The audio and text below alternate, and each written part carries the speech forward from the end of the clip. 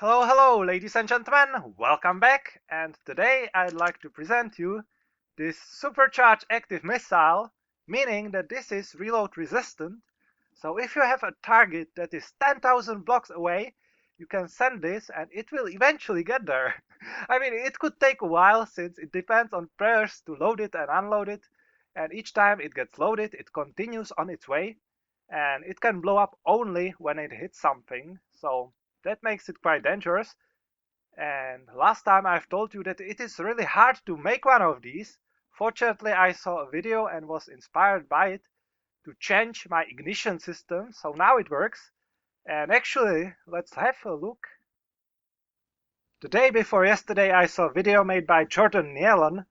He's got a small channel, and in his video, he's showing this very elegant missile, just 2x1, that's really small. And the igniter is right here. I'm gonna call it a parallel ignition because both the TNT and redstone block are in the same segment, and I completely forgot that you can do this. I mean, it's not new concept. For example, here Vote made this in 2014. Wow. And this is way before observer blocks, and it is the same concept with TNT and redstone in the same segment.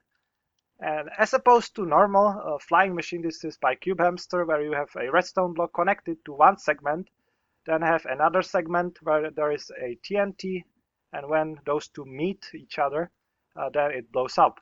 And you can use also an observer block like this. This is by Ruber Cuber.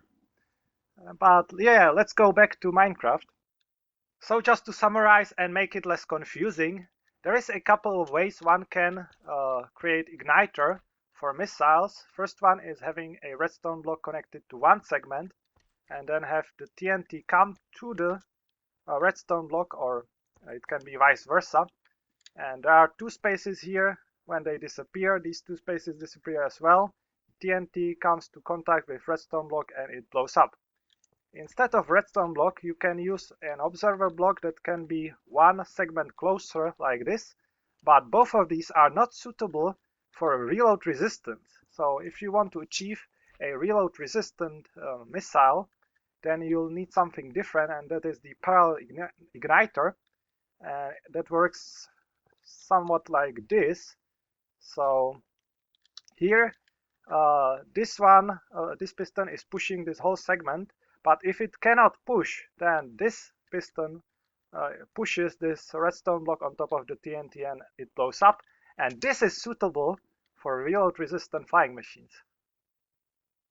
It is time to build this missile, and I'm not going to repeat how to build this engine. If you don't know, just watch the previous video.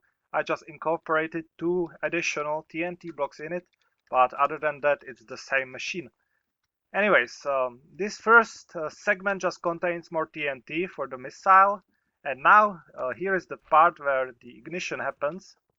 It's something like this, a lot of redstone blocks, but it's okay. And from this side there is an observer clock, and now we can add more TNT like this, and it should be done.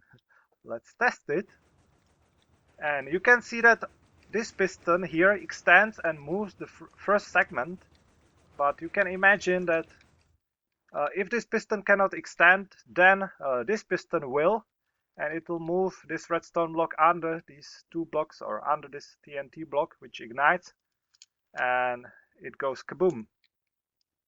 And now the fun part, there is a glass wall on one side and all these missiles on the other side, and you probably know what's going to happen. But first we also need to test if it is indeed reload resistant, which it is. Spoiler alert, but I want to show you. So again, let's fly away quickly so we don't miss all these explosions. Reload the game now. Everything gets unloaded, and when it gets reloaded again, all these engines continue flying. That's nice. And let's wait for the explosion.